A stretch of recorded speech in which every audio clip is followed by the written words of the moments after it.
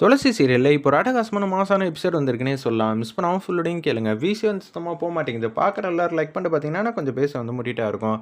சிவராமன் வீட்டுக்கு வந்துடுறாங்க. பிரபு வந்து பணத்துக்காக அன்பா பாசமா வந்து பேசுகிற மாதிரி நடிக்கிறாங்க. பாட்டி உடனே கடுப்பாகிறாங்க. இதுக்கு தான் இவ்வளோ ட்ராமா பண்ணியா?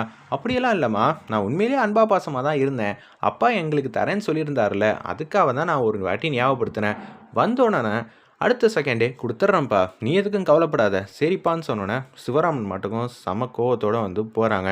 அப்பாவுக்கு என்ன ஆச்சு ஏதாச்சுன்னு வந்து பார்க்க தோணலை, பணத்தை மட்டும் கேட்க வந்துடுறாங்க அப்படின்னு சொல்லி வச்சுட்டு அவர் மட்டும் போகிறாங்க. கேசவன் கூட வந்து நிற்கிறாங்க. நம்ம பிரபு, என்னன்னா என்னென்னமோ சொன்னேன், தொழிலெலாம் எப்படா போகுது அப்படின்னு சொல்லி கேட்கும்போது, நல்லா தான் போகுதுன்னு பிரபு கிட்ட போய் சொல்லிக்கிட்டு இருக்காங்க. உடனே, ஏன்னா திடீர்னு மாற்றி மாற்றி பேசுகிற, நீ பேசுகிறத பார்த்தா எனக்கே வந்து கோவம் வருதே. அப்போ நான் அப்பா கொடுக்காம விட்டுட்டா அதெல்லாம் கொடுத்துருவாரு, அதுக்கு எந்த பிரச்சனையும் இல்லை. அந்த பணத்தை வச்சு தான் அடுத்தடுத்தது எனக்கு ஏகப்பட்ட கமிட்மெண்ட்லாம் இருக்குது.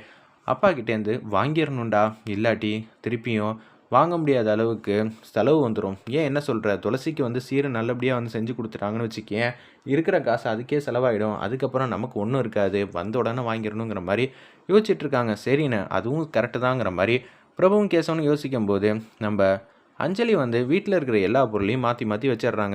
மகேஷ் மாட்டுக்கு வீட்டுக்கு வராங்க. எனக்கு கொஞ்சம் காஃபி கிடைக்குமா அப்படின்னு சொன்னோன்னே, என்னடா அது, தலானி ஒரு இடத்துல இருக்குது, நம்ம வச்சிருக்கிற பூத்தொட்டி இன்னொரு இடத்துல இருக்குது, வீடே வந்து மாறி மாறி வந்து வச்சிருக்காளே, இவன் மேலே நம்ம கோவப்படக்கூடாதுன்னு பார்த்தா இப்படி வந்து பண்ணிகிட்டு இருக்காளே அப்படின்னு சொல்லி அந்த இடத்துல காஃபி போடும்போது லைட்டாக கிச்சன்லேருந்து எட்டி பார்க்குறாங்க. மகேஷ் வந்து கோவப்படுறாங்க. ஓ, இவர் சென்டிமெண்ட்டாக ஒவ்வொரு விஷயத்துலையும் வந்து அன்பு பாசம் வச்சுருக்காரு, எப்படியெல்லாம் ஞாபகம் வச்சிட்ருக்காருன்னு சொன்னோன்னே அப்படியே யோசிக்கிறாங்க. இப்பயே நம்ம எல்லாத்தையும் மாற்றி மாற்றி வச்சா அஞ்சலி கோவப்படுவா. அஞ்சலி கோவப்பட்டார்னா எனக்கு செமையாக வந்து என்ன செய்கிறதுன்னு தெரியாது, கொஞ்ச நேரம் அமைதியாக இருக்கலாம் அப்படின்னு சொன்னோன்னே அப்படியே அஞ்சலி வந்து காஃபி எடுத்துகிட்டு வந்து கொடுக்குறாங்க. என்னங்க, வீடு வந்து பிடிச்சிருந்துச்சா அப்படின்னு சொல்லி கேட்கும்போது, இது எல்லாத்தையும் நான் தாங்க மாற்றி வச்சேன் அப்படின்னு சொல்லும்போது, சரி அஞ்சலி, நீ மாட்டுக்கு மாடிக்கு போய் ரெஸ்ட் எடு அப்படின்னு சொன்னோன்னே இவங்க மாட்டு காஃபி குடிச்சிக்கிட்டு இருக்காங்க. அப்போன்னு பார்த்து மகேஷ் வந்து என்ன பண்ணுறாருன்னு பார்த்தீங்கன்னா, எது எங்கெங்கே இருக்கணுமோ அது திருப்பி திருப்பி மாற்றி மாற்றி வைக்கிறாரு. இவரை நம்ம இப்படியே கோவப்படுத்தினா சரி வருமா அப்படின்னு சொல்லி யோசிக்கிறாங்க. மகேஷ் எல்லா கோவத்தையும் வந்து அடக்கி வச்சுக்கிட்டு அப்படியே அஞ்சலி பண்ணுற எல்லா சேட்டையும் அப்படியே வந்து அட்ஜஸ்ட் பண்ணிவிட்டு அப்படியே வந்து இருக்காப்புல. வேறு லெவலில் இருந்துச்சுன்னே சொல்லலாம் அந்த சீன்லாம். நம்ம மேலே மட்டும் கோவமே படமாட்டேங்கிறாரு, நம்மளை அவ்வளோ நேசிக்கிறாருங்கிற விஷயத்த எனக்கு நல்லாவே தெரிஞ்சிருச்சு. அப்படி இருக்கும்போது நான் உங்களை விட்டு விலகுவேனா? நிச்சயம் என்றைக்கு நான் உங்களை விட்டு விலகலாம் மாட்டேன். எனக்கு பிடிச்சவரே நீங்கள் மட்டும்தான். உங்களை எப்படி இருந்தாலும் பழையபடி மகேஷாக நான் மாற்ற வேண்டியது என்னோட கடமைங்கிற மாதிரி யோசிச்சுட்ருக்காங்க. அந்த இடத்துல சிவராமன் மட்டுக்கும் கேஷுவலாக சாப்பிட்டு முடிச்சுட்டு, அப்பா சாப்பிட்டீங்களாப்பா? உன் கண்ண முன்னாடி தான்ப்பா சாப்பிட்டேன் அப்படின்னு சொல்லும்போது, இன்னொரு தோசை வந்து எடுத்து வச்சுக்கப்பா அப்படின்னு சொல்லி கேட்குறாங்க. இல்லைப்பா போதும், அக்கறையாக இருக்கிறதுக்கெலாம் நான் எனக்கு ரொம்பவே வந்து கொடுப்பனேன்.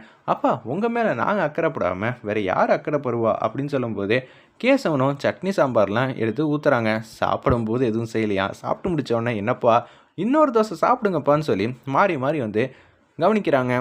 சரிப்பா சரிப்பா, நான் எனக்கு வந்த உடனே கொடுத்துருவோம்ப்பா, நீங்கள் எதுக்கும் கவலைப்படாதீங்க, பணத்தை வச்சுக்கிட்டு நான் என்ன பண்ண போகிறேன், பணத்துக்காக இல்லைப்பா, நாங்கள் அன்பா பாசமும் உங்கள் மேலே இருக்கோன்னு தெரியணும்ல, இன்னமும் கொஞ்சம் நாளைக்கு இவங்க இப்படி தான் பண்ணிகிட்டு இருப்பாங்க அப்படின்னு சொல்லி பாட்டி வந்து யோசிக்கிறாங்க. டேய் ரொம்ப பண்ணாதீங்கடா, நீங்கள் எதுக்காக இப்படி பண்ணுறீங்கன்னு எல்லாம் தெல்ல தெளிவாக தெரியுதுடா, இங்கே கொஞ்சம் அமைதியாக இருப்பா அப்படின்னு சொன்னோன்னே அப்படியே அமைதியாக இருக்காங்க. அந்த இடத்துல கேஷுவலாக சிவராமன் மாட்டுக்கும் ரூமுக்கு போய் உட்காடுறாங்க. நம்ம சிவகாமி எல்லா வேலையும் முடிச்சுட்டு அவங்களும் ரூமுக்கு வந்து போகும்போது, என்னங்க பசங்க ரொம்ப வந்து பண்ணிகிட்டு இருக்காங்களே, உங்களுக்கு கோவமே வரலையா? எனக்கு செம்மையாக கோவம் வருது அப்படின்னு சொல்லும்போது, ஆமாம்மா என்ன பண்ணுறது, நமக்கு ஏதாவதுன்னா அவங்க பக்கத்தில் கூட நிற்க மாட்டேங்கிறாங்க. சிவராமன், நீங்கள் யார் நம்பரை கொடுத்தீங்க? நான் உன் நம்பரையும் கொடுத்தேன், பிரபு நம்பரையும் கொடுத்தேன்.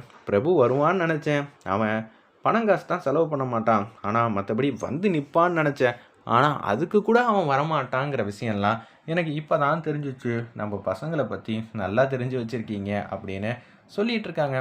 அப்பாவுக்கு என்ன ஆச்சு ஏதாச்சு வந்து நிற்போம், உதவி பண்ணுவோங்கிற கொஞ்சம் கூட அபிப்பிராயம் இல்லாமல் இப்படியெல்லாம் பண்ணிகிட்டு இருக்காங்களே, என்னத்த சொல்கிறது அப்படின்னு சொல்லும்போது, ஏங்க அதான் பிரபு சொன்னால, நீங்கள் இந்த வேலையை வந்து விட்டுறலாமே, வேறு ஏதாவது வேலை கிடச்சிச்சின்னா பார்க்கலாம்ல, இதே மாதிரி ஒவ்வொரு நேரத்தில் ஒவ்வொன்றும் வந்துச்சுன்னா நம்ம என்னங்க பண்ணுவோம் அப்படின்னு சொல்லி கேட்கும்போது, நீ சொல்கிறதெல்லாம் கரெக்டு தான், ஆனால் பணம் வந்ததுக்கு அப்புறமேட்டுக்கு இவங்க இப்படி இருப்பாங்க, பணத்தை கொடுத்ததுக்கு அப்புறமேட்டுக்கு இவங்க எப்படி இருப்பாங்கன்னு உனக்கே நல்லா தெரியும். திரும்பி கூட பார்க்க மாட்டாங்க.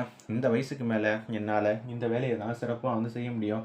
ஏதோ ஒரு வாட்டி கவனக்குறைச்சலாக இருந்துட்டேன், தப்பு என் மேலேயும் இருக்குது, அதனால் நான் இனிமேட்டு உஷாராக வந்து இருந்துக்கிறேங்கிற மாதிரி சொல்லிட்டு, சரிம்மா இனிமேட்டு அவங்கள பற்றி பேச வேணாம் அப்படின்னு சொல்லும்போது, துளசி ஏன் நம்ம மேலே இவ்வளோ கோவமாக இருக்காங்க, சுத்தமாக தெரியவே மாட்டேங்குதே அப்படின்னு நம்ம வெற்றி வந்து யோசிச்சிட்டே இருக்காங்க. அவங்க குடும்பத்துக்காக நம்ம வந்து நின்னோம், நம்ம காப்பாற்றணும், நல்ல வேலை நம்ம முகத்தை வந்து பார்க்கல, பெருமிதமாக நான் தான் உங்கள் ஃப்ரெண்டுங்கிற மாதிரி சொல்லியிருந்தா என்னத்துக்கு ஆகிறது, எல்லாத்துக்கும் நான் தான் காரணம்னு சொல்கிறாங்க. இதெல்லாம் எங்கே கொண்டு போய் நிற்க போகுதுன்னு தெரியலையே அப்படின்னு சொல்லும்போது, அவங்க ஃப்ரெண்ட்ஸ் வந்து இருக்காங்க. என்னென்ன என்ன யோசிக்கிற, அதெல்லாம் ஒன்றும் இல்லைடா, என் சோக கதையை நினச்சி யோசிச்சுட்டு இருந்தேன் அப்படின்னு சொல்லிட்டு, அதெல்லாம் ஒன்றும் இல்லை, நீங்கள் போய் வீட்டுக்கு வேலையை பாருங்கள், அப்பா எதாவது வேலை சொல்லியிருந்தா கரெக்டாக செய்கிறீங்களே, அப்பா பக்கத்தில் இனிமேட்டு என்னால் இருக்க முடியாதுடா, இப்போ அப்பா உங்களை தான் பெருசாக வந்து நம்புவாங்க, ஏதாவது சந்தேகம்னா என்கிட்ட கேளுங்க, நான் சொல்கிற விஷயத்த செஞ்சு கொடுங்க. ஆமாம், நான் அப்பா இந்த வேலையெல்லாம் செஞ்சு கொடுத்தாங்கங்கிற மாதிரி சொன்னேன், அந்த வேலையெல்லாம் வந்து டான் எப்படி செய்யணுங்கிற மாதிரி அவங்க ஃப்ரெண்டுக்கிட்ட வந்து சொல்கிறாங்க. அந்த இடத்துல அதே மாதிரி செஞ்சு முடிக்கிறாங்க. அடுத்த நாள் காலையில் வந்து பொழுது வந்து விடியுது. அப்போன்னு பார்த்து ஈஸ்வரமூர்த்தி வந்து, என்னடா எல்லா வேலையும் செஞ்சு முடிச்சிங்களான்னு சொல்லி ஃபோனில் வந்து கேட்குறாங்க. டக்குன்னு எல்லா வேலையும் செஞ்சு முடிச்சிட்டோம், பரவாயில்ல, வெற்றிக்கிட்டேருந்து இதுவாவது கண்டுபிடிச்சிங்களே, கற்றுக்கிட்டீங்களே, அது வரைக்கும் சந்தோஷம்தான் அப்படின்னு சொல்லி யோசிச்சுட்ருக்காங்க. துளசி காலையில் வந்து எந்திரிக்கிறாங்க. நம்ம வெற்றியை வந்து ஏஞ்சிட்றாங்க. ஏங்க உண்மையிலேயே என் மேலே ஏங்க உங்களுக்கு அவ்வளோ கோவம், நான் அப்பையும் ஒரே மாதிரி தான் இருக்கேன், இப்பையும் ஒரே மாதிரி தான் இருக்கேன், ஏங்க என்னை புரிஞ்சுக்க மாட்டேங்கிறீங்க அப்படின்னு சொல்லும்போது, அதெல்லாம் ஒன்றும் இல்லைப்பா, ஜெகனும் மோனிகாவும் எனக்கு அப்பப்போ வந்து பிரச்சனை கொடுக்குறாங்க, அதுலேருந்து நீங்கள் யதார்த்தமாக ஒரு வாட்டி வந்து என்னை காப்பாற்றிட்டீங்க, எல்லாம் ஓகே தான், ஆனால் அவங்கள கூட நான் சேர்த்துப்பேன், உங்களை எப்படி என்னால் சேர்த்துக்க முடியும், அவங்கள விட எனக்கு நீங்கள் தான் பெரிய தொல்லைங்கிற மாதிரி சொன்னேன். ஓ, அந்தளவுக்கு இருக்குண்ணா, சரி ஏதோ தெரிஞ்சுக்கணும்னு நினச்சேன், அதனால தான் கேட்டேன் அப்படின்னு சொல்லும்போது கேஷுவலாக வந்து வராங்க. உன் நிலமை போல் யாருக்கும் வரக்கூடாதுப்பா, நாளடைவில் பிரச்சனையெல்லாம் தீரும்னு சொல்லி யோசிச்சா அது டெவலப் தான் ஆகிட்டு போகுது, என்ன பண்ணுறதுங்கிற மாதிரி யோசிக்கிறாங்க. அந்த இடத்துல நம்ம அஞ்சலி இருக்காங்களே, அவங்க அடுத்தது என்ன பண்ணலாங்கிற மாதிரி யோசிக்கிற மாதிரி காட்டுறாங்க. மகேஷ் கிட்ட அன்பா பாசமாக பேசுகிறாங்க. ஏங்க ஒரு நாள் லீவ் போடலாமா அப்படின்னு சொன்னேன். ஏன் அஞ்சலி, ஏன் நான் லீவ் போடணுன்னு கேட்குறேன். இல்லைங்க, லீவ் போட்டுட்டு கொஞ்சம் நேரம் வெளியில் வந்து டைம் ஸ்பெண்ட் பண்ணலாம்ல அப்படின்னு சொல்லி பேசுகிறாங்க.